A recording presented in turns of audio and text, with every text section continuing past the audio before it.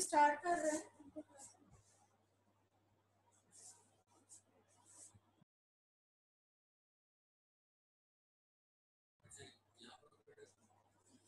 हम लोग function start करते हैं। Let us start with the function. हम लोगों ने फंक्शन के टू टाइप्स कर दिए थे। That means we have already done the first type, that is no return type and no argument, that is we have already done in our previous lecture. Second one is with the return type but no arguments, that is also we have already done in our previous lectures. Is that clear? Now the next thing would be with the return type, no return type and with arguments. Now we are starting our next topic to pass the arguments. Okay, we are started to pass the arguments. Arguments पास करना हम लोग सीख रहे हैं. So first we have to make some programs. No return type, that means and with arguments. That means आपको arguments तो देने हैं, लेकिन इस टाइम पे आपको इस वाले टॉपिक में रिटर्न टाइप नहीं देना है. ठीक है, तो इसका सिंटेक्स क्या होगा?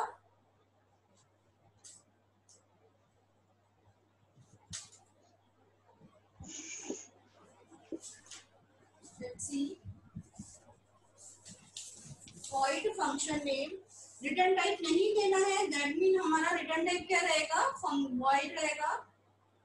फंक्शन का जो भी आपका नेम है वो दो, और उसके बाद आर्ग्यूमेंट्स देने हैं. आर्ग्यूमेंट्स कैसे दोगे? सबसे पहले डेटा टाइप और फिर आर्ग्यूमेंट कॉमा और भी जो भी आर्ग्यूमेंट आपको देने हैं वो. इस तरीके से फंक्शन डिक्लेयर होगा. ठीक है, समझ में नहीं आ रहा है तो हम लोग एक एग्जाम्पल के थ्रू समझते हैं. सपोज हम लोगों को कोई फंक्शन बनाना है एडिशन के लिए, तो हमें रिटर्न टाइप तो कुछ नहीं देना. रिटर्न टाइप नहीं देना है तो हमने क्या लिखा? void. ठीक है, फंक्शन का नेम दिया हमने ऐड, और हमने आर्ग्यूमेंट्स दिया. अच्छा, हमें दो वेरिएबल्स को ऐड करना है तो हम लोगों ने दो वेरिएबल्स के लिए दो आर्ग्यूमेंट्स दी. ठीक है, कोई भी दो आर्ग्यूमेंट्स दिए. हमने दिया int a comma int b. ठीक है, they are the two arguments. हमारे पास जो दो आर्ग्यूमेंट्स आए हैं इन पे हमें फंक्शंस को इम्प्लीमेंट करना है. ठीक है, इन पे हमें फंक्शन लीजिए.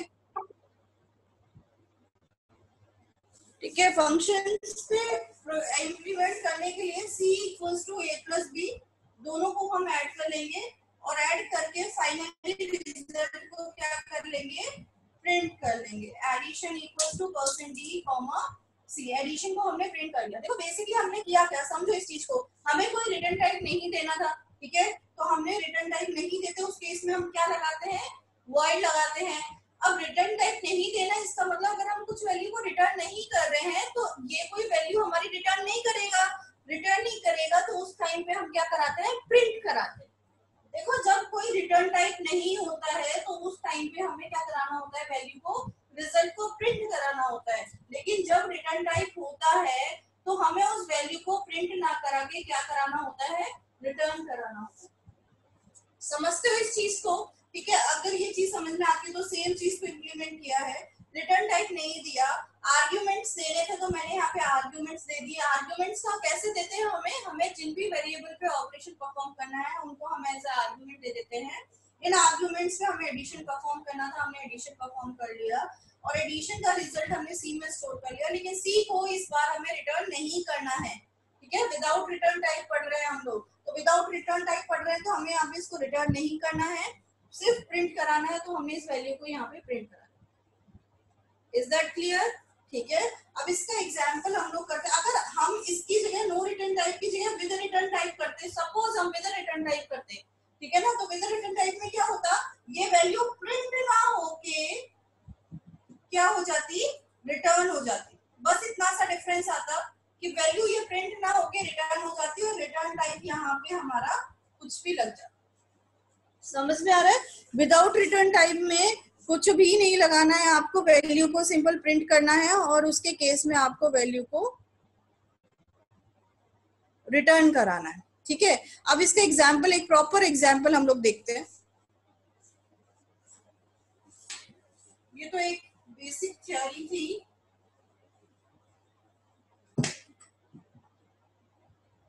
Write a program in C to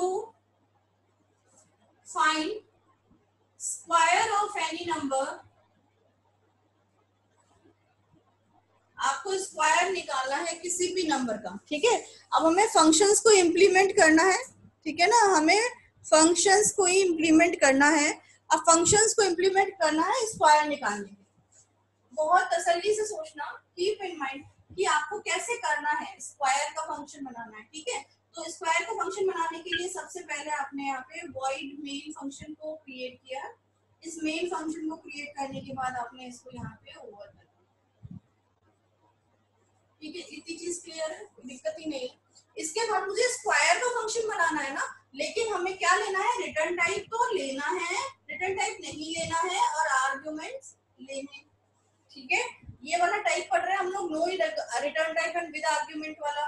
तो हम लोगों को स्क्वायर के केस में जो स्क्वायर का रिजल्ट है उसका रिटर्न टाइप तो क्या लेना है, वॉइड लेना है, कुछ नहीं लेना है, और फंक्शन का नेम दैट इज स्क्वायर। ठीक है, और इसके अंदर आएंगे आर्ग्यूमेंट्स। ठीक है, अब आर्ग्यूमेंट्स कैसे डिफाइन होते हैं या कैसे पता चलता है इनका। अच्छा, स्क्वायर कितने नंबर्स का निकलता है, ऑब्वियसली सिंगल नंबर का स्क्वायर निकलता है। ठीक है, एग्जैक्टली स्क्वायर सिर्फ सिंगल नंबर का निकलता है। तो आपने यहाँ पे कोई भी एक आर्ग्यूमेंट दे दिया, सपोज x, आपको x का स्क्वायर निकालना है। देखो x जो लिखते हो ना इंट, पहले तो x को बताते हो कि x इंटीजर टाइप का है, स्पेस है दोनों के बीच में। ठीक है, तो आपको x पे ऑपरेशन परफॉर्म करना है। ठीक है, x into X equals to square आ जाएगा। ठीक है, लेकिन स्क्वायर किस टाइप का अभी पता नहीं है, तो हम लोग स्क्वायर को भी डिफाइन करें कि ये किस टाइप का है, एसक्यू टाइप का है। ठीक है, अब हमें रिटर्न नहीं करानी वैल्यू, तो रिजल्ट को क्या प्रिंट कराना है, printf square equals to percentage d comma sq. ठीक है, स्क्वायर प्रिंट हो गया। अच्छा, एक क्वेश्चन दिमाग में आया कि मैम एक्स की वैल्यू है क्या, आपने यूजर से ली नहीं है x की value, then how you can multiply x by x? If you don't have the value of x, then it is not possible to multiply these two numbers, है ना। x के अंदर कोई वैल्यू डाली है क्या, मैंने यूजर से कोई वैल्यू ली ही नहीं है। ठीक है, आर्ग्यूमेंट के केस में वैल्यू मिलती है मेन फंक्शन से। समझ में आ रहा है? देखो, अब जब आप इस स्क्वायर को कॉल करोगे ना, तो स्क्वायर को कॉल कैसे करोगे, स्क्वायर, है ना। अब स्क्वायर को कॉल करोगे ऐसे, अगर इसको ऐसे कॉल करते हो तो विदाउट पैरामीटर है, ये तो इसका इससे मैचिंग है ही नहीं। समझ में आ रहा है, इसका इससे कोई मैचिंग नहीं है, क्योंकि ये वाला स्क्वायर फंक्शन जो था वो विदाउट आर्ग्यूमेंट्स वाला था, जबकि आपने स्क्वायर को कॉल किया विदाउट आर्ग्यूमेंट्स के साथ। अगर आपको इसके साथ मैचिंग चाहिए तो यहाँ पे भी एक इंटीजर टाइप का आर्ग्यूमेंट ही देना पड़ेगा, तभी वो उसको कॉल करेगा, नहीं तो वो उसको कॉल नहीं करेगा। कोई भी फंक्शन सिर्फ और सिर्फ अपनी मैचिंग को ही कॉल करता है, इसके अलावा वो कॉल नहीं करता है। ठीक है ना, तो आप लोगों को क्या करना पड़ेगा, स्क्वायर को कॉल करना पड़ेगा। ठीक है, या तो आप सीधे स्क्वायर 2 कॉल कर दो। समझ में आ रहा है, स्क्वायर 2 कॉल करने पे ये 2 जो है वो सिंपली x के पास चला जाएगा, लेकिन ये प्रोग्राम सिर्फ 2 का स्क्वायर निकालने के लिए ही फिक्स हो जाएगा। ठीक है, जो कि रिलायबल नहीं है। मुझे क्या करना है कि कोई भी नंबर जो भी यूजर डाले उसका स्क्वायर फाइंड आउट होके आ जाए। तो मैं क्या करूंगी, सबसे पहले यहाँ पे प्रिंट एफ यूजर से सबसे पहले एंटर कराऊंगी, एंटर एनी नंबर। यूजर से मैंने कोई नंबर एंटर कराया और उसके बाद मैंने यूजर से उस नंबर को स्कैन करा लिया m%p। ठीक है, p मैंने कोई वेरिएबल दे रखा है। ठीक है, मैंने यूजर से इनपुट करा लिया p। ठीक है, यूजर ने सपोज 20 डाला, अब इस p को मैंने स्क्वायर के अंदर पास करा। समझ में आ रहा है, इस p को मैंने स्क्वायर के अंदर पास कराया, यानी कि इसके अंदर जो भी यूजर ने वैल्यू डाली वो p में गई। p में जाके जैसे ही ये इंटीजर, ये भी इंटीजर, ये स्क्वायर, ये भी स्क्वायर, दोनों मैचिंग मैचिंग मिल गई। तो मैचिंग मिलते ही वो सीधे इसको पकड़ेगा, इसको कैचअप करेगा। कैचअप करके सीधे ये p वैल्यू जो है वो सीधे किसके अंदर चली जाएगी, x के अंदर चली जाएगी, और x को भी वही वैल्यू मिल जाएगी जो p की वैल्यू थी, दैट इज 20। मिल गई वैल्यू।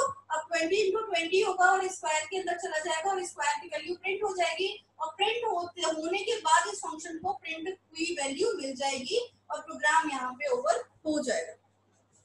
ठीक है, आप लोग सिंपली इतनी सी बात समझो, देखो बहुत इजी है ये समझना कि जब भी हमें रिटर्न टाइप नहीं लेना है, हमें वैल्यू को प्रिंट करना होता है। पहली चीज दिमाग में रखो, ठीक है। दूसरी चीज आपको दिमाग में रखना है कि कभी भी जब हमें आर्ग्यूमेंट्स देने हैं तो आर्ग्यूमेंट्स हमें पास कराने होते हैं, लेकिन आर्ग्यूमेंट्स की वैल्यू हमेशा मेन फंक्शन से ही मिलती है। ठीक है, सपोज करो मैंने यहाँ पे एक स्क्वायर फंक्शन और बनाया है ना। इस स्क्वायर फंक्शन में मैंने यहाँ पे लिखा int x, int y। ठीक है, इसके अंदर अगर मैंने इसको कॉल किया, मैंने क्या किया, एक और वेरिएबल ले लिया स्क्वायर sq। ठीक है, sq वेरिएबल लेने के बाद मैंने x इंटू वाई किया और इसको sq वेरिएबल में स्टोर कर दिया, और उसके बाद मैंने यहाँ पे printf कराया square equals to percentage d comma sq। ठीक है, अच्छा अब जब ये कॉल कर रहा है स्क्वायर फंक्शन, अच्छा डिक्लेरेशन भी करना है। ठीक है, मैंने डिक्लेरेशन नहीं किया है, आपको एज इट इज इस लाइन को एज इट इज डिक्लेयर करना है स्क्वायर। ठीक है, इस टाइम पे अगर एक वेरिएबल है तो आप सिर्फ ये बताओगे कि एक वेरिएबल है। ठीक है, आप int x y लिखो या ना लिखो कोई फर्क नहीं पड़ता, अगर आप लिखोगे तो भी गलत नहीं है और अगर आप नहीं लिखोगे तो भी गलत नहीं। ठीक है, अच्छा अब ये किसको कॉल करेगा, ये समझ रहे हो, ये किसको कॉल करेगा, इसको करेगा या इसको करेगा। नाम तो सेम है स्क्वायर, ठीक है, लेकिन इसके अंदर एक पैरामीटर है और जबकि इसके अंदर कितने पैरामीटर्स है, एक पैरामीटर है, तो ये इसको कॉल करेगा।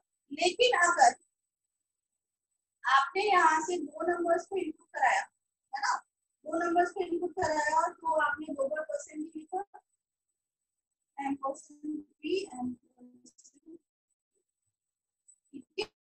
यहाँ पे आपने स्क्वायर p, q पास कराया। ठीक है, तो ये किसको कैच करेगा, देखो स्क्वायर फंक्शन चाहिए, समझ में आ रहा है। फंक्शन का नेम सेम होना चाहिए, आर्ग्यूमेंट सेम होने चाहिए और टाइप ऑफ आर्ग्यूमेंट भी सेम होना चाहिए।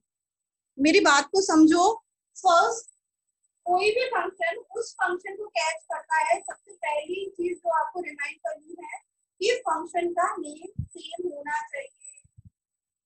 दूसरा जो चेक करना है, number of argument should be same, number of argument same होने चाहिए, दो आर्ग्यूमेंट तो दो आर्ग्यूमेंट वाले को ही कैच करेगा। मैम पीक्यू की जगह एक्स वाई भी ले सकते हैं क्या?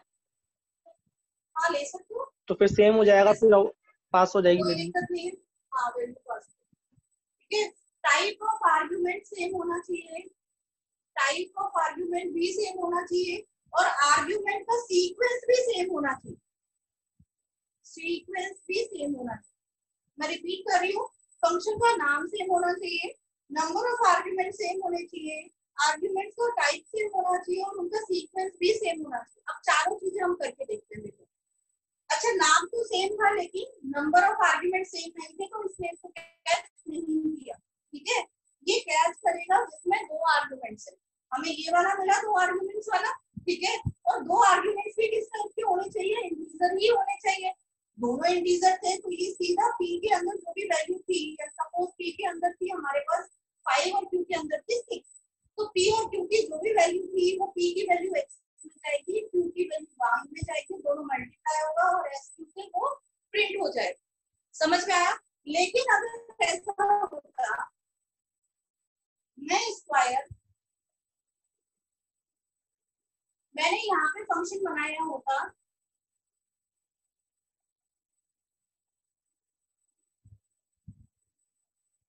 फ्लॉट, ठीक है, अब दोनों मल्टीप्लाई होगी तो रिजल्ट भी कैसा आता ऑब्वियसली फ्लॉट ही है, ठीक है ना। अब फ्लॉट आता तो मैं यहाँ पे क्या लगाती प्रिंट करने के लिए, ठीक है। अब इस चीज को समझते हैं। अच्छा ये पी और क्यू कैसी वैल्यू है, इंटीजर वैल्यू है। पी और क्यू स्क्वायर के अंदर पास हो रहा है, तो जब आपको इसको कॉल करेगा तो ये सिर्फ इंटीजर वैल्यू को ढूंढेगा, है ना, इंटीजर वैल्यू ढूंढेगा। पहली बात तो नाम को देखेगा, नाम सेम है, नाम सेम है। दो आर्गुमेंट इसमें नहीं है, ये कैंसिल, ये वाला है, ये हो सकता है। Type of argument, type of argument समझ रहे हो, दोनों इंटीजर, ये प्लॉट आ गया है ना, तो ये इसको भी कैच नहीं करेगा, समझ में आया, ठीक है। अब ये किसको कैच करेगा, सिर्फ इंटीजर वैल्यू को ही कैच, इतनी चीज क्लियर है। देख अब हम लोग क्या कर रहे हैं, हम कुछ और काम कर रहे हैं, सीक्वेंस को समझ रहे हैं। हमने एक वेरिएबल ले लिया पी इंटीजर और एक वेरिएबल ले लिया क्यू जो कि फ्लॉट, ठीक है। हमने यूजर से दो, एक इंटीजर वैल्यू और एक फ्लॉट वैल्यू को एंटर करा दिया, ठीक है। अब मैंने स्क्वायर फंक्शन को कॉल किया, लेकिन एक इंटीजर वैल्यू और एक फ्लॉट वैल्यू को पास कराया, ठीक है। अब मैंने जब इसको पास कराया तो ये फंक्शन क्या करेगा, अपनी मैचिंग देखेगा, नेम सेम, एक भी दो argument same, first argument is of integer type, first argument कैसा है, इंटीजर, तो पहला आर्गुमेंट इसमें कैसा होना चाहिए था, इंटीजर होना चाहिए था, जबकि कैसा है, फ्लॉट है, जो कि इसके लिए गलत है, इसको भी ये कैच नहीं करेगा। ये किसको कैच करेगा, इसके हिसाब से एक आर्गुमेंट ऐसा फंक्शन इसको चाहिए था स्क्वायर नेम से, जिसमें फर्स्ट आर्गुमेंट कैसा होना चाहिए था, इंटीजर होना चाहिए था, और सेकंड आर्गुमेंट कैसा होना चाहिए था, फ्लॉट होना चाहिए था, तो जाके ये इस वाले फंक्शन को कैच करेगा,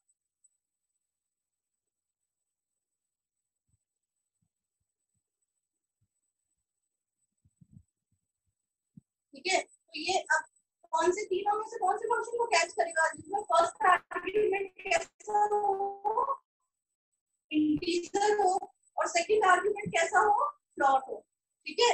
नाम भी सेम है, दो आर्गुमेंट भी सेम है, लेकिन इसमें फर्स्ट इंटीजर और सेकंड फ्लॉट है ना, तो फर्स्ट वाला इंटीजर ही होना चाहिए, दूसरा वाला फ्लॉट ही होना चाहिए, तो ही वो उसकी कैचिंग होगी, नहीं तो वो नहीं होगी। तो ये इस टाइप पे इस वाले फंक्शन के पास आएगा और मल्टीप्लाई करके रिजल्ट को प्रिंट करके देगा, ठीक है। इसीलिए मैंने कहा था कि फंक्शन का नेम सेम होना चाहिए, नंबर ऑफ आर्गुमेंट सेम होने चाहिए, टाइप ऑफ आर्गुमेंट भी सेम होने चाहिए, यानी कि इसमें एक इंटीजर एक फ्लॉट था, इसमें भी एक इंटीजर एक फ्लॉट था, लेकिन फिर भी इसको कैच नहीं किया क्योंकि आर्गुमेंट का सीक्वेंस भी सेम होना चाहिए, समझ में आया, ठीक है। तो ये सारे टाइप्स मैंने आपको बताए हैं कि इस चीजों को ध्यान में रखते हुए हमें आर्गुमेंट्स को पास करना है, इन सारी चीजों को याद रखते हुए हमें आर्गुमेंट्स को पास करना है।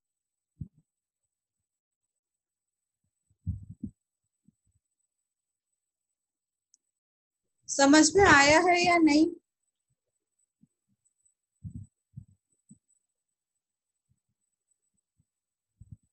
हाँ जी, समझ में आया है या नहीं।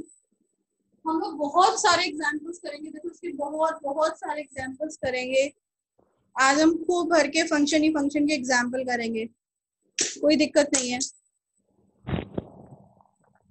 अच्छा इन सबको आपको डिक्लेयर भी करना है, ठीक है। डिक्लेयर कैसे करना है, पहले ये फंक्शन मैं डिक्लेयर कर चुकी हूँ, इस फंक्शन को डिक्लेयर कैसे करोगे, एज इट इज इस फंक्शन को लिखो स्क्वायर फ्लॉट कॉमा इंट, ठीक है। आपको सिर्फ ये बताना है कि दो आर्गुमेंट्स होंगे, पहला फ्लॉट होगा, दूसरा इंटीजर होगा, ठीक है ना। वेरिएबल लिखने की जरूरत नहीं है, लिखते हो तो भी सही है, नहीं लिखते हो तो भी सही है।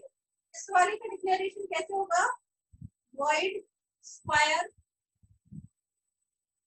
इंट कॉमा फ्लॉट, तो ये पहले ही डिक्लेयर करके हमें ये बता रहा है कि एक फंक्शन होगा जिसका पहला आर्गुमेंट इंटीजर दूसरा फ्लॉट होगा, एक सेम फंक्शन होगा जिसका पहला फ्लॉट दूसरा इंटीजर होगा, और एक फंक्शन होगा जिसके अंदर एक आर्गुमेंट होगा सिर्फ इंटीजर, ठीक है। डिक्लेरेशन से यही फायदा होता है कि पहले से इंफॉर्मेशन मिलती है कंपाइलर को कि कौन कौन से फंक्शन किस किस आर्गुमेंट्स के साथ मुझे आगे मिल जाएंगे, ठीक है। इसीलिए वो डिक्लेरेशन को परफॉर्म करता है। मैं रिपीट कर रही हूँ, फंक्शन का नेम सेम होना चाहिए, नंबर ऑफ आर्गुमेंट सेम होने चाहिए, टाइप ऑफ आर्गुमेंट सेम होने चाहिए और सीक्वेंस भी सेम होना चाहिए। पहली चीज, जब आप रिटर्न नहीं करते हो, नो रिटर्न टाइप की केस में वॉइड लगाते हैं। नो रिटर्न टाइप की केस में हमेशा प्रिंट होगी वैल्यू, हमेशा प्रिंट होगी, कभी भी रिटर्न नहीं होगी। आर्ग्यूमेंट्स देने के केस में आर्ग्यूमेंट्स हमेशा मेन फंक्शन से जाएंगे। आप जब भी फंक्शन को कॉल करोगे तो उसमें आर्गुमेंट पास करोगे और उस आर्गुमेंट में उनकी वैल्यू रहेगी, जिसकी वैल्यू की कॉपी सेम टू सेम इसको मिल जाती है और उन पर ये ऑपरेशन परफॉर्म करना स्टार्ट कर देता है। ठीक है, इसके अलावा ये जो आर्गुमेंट्स हैं जो मेन फंक्शन से मिलते हैं, they are called actual arguments. तो मेन फंक्शन से जो आर्गुमेंट्स मिलते हैं उनको हम एक्चुअल आर्गुमेंट्स कहते हैं, और जो जिसकी कॉपी यहाँ पे बनती है इनको हम फॉर्मल आर्गुमेंट्स कहते हैं। हम लोग जो मेन फंक्शन में आर्गुमेंट्स पास कराते हैं they are called actual arguments, और जो हम वहां से हमें मिलते हैं they are called formal arguments. अच्छा, क्या आपको इतना समझ में आ रहा है? मुझे फटाफट चैट बॉक्स में आप बता दीजिए ताकि मैं नेक्स्ट प्रोग्राम को प्रोसीड करूं। मैं आप लोगों को अभी हम लोगों ने 10 बजे वाला ग्रुप ज्वाइन कर लिया था गलती से, तो मैं आप लोगों को एक और ग्रुप बना के अभी भेज रही हूँ जिसमें हम लोग नेक्स्ट क्लास को प्रोसीड करेंगे। ठीक है, इससे जो नेक्स्ट क्लास होनी है जिसमें हमें और एग्जाम्पल्स करने हैं उसे हम लोग नेक्स्ट क्लास में करेंगे, जिसका लिंक मैं अभी आप लोगों को थोड़ी देर में भेज दूंगी इस क्लास के खत्म होते।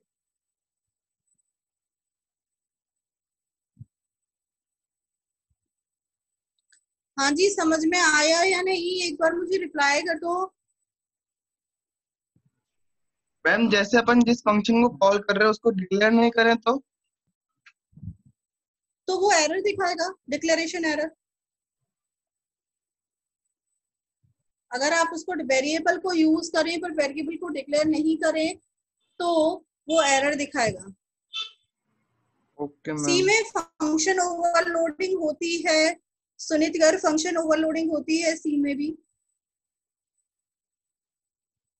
ये भी हम लोग पढ़ेंगे फंक्शन ओवरलोडिंग क्या होती है, और ये हम C++ में करेंगे। हाँ मैम, अगर हम फंक्शन को मैम मेन की बॉडी से ऊपर डिफाइन करें तो मैम फिर उस कंडीशन में उसकी डिक्लेरेशन जरूरी है।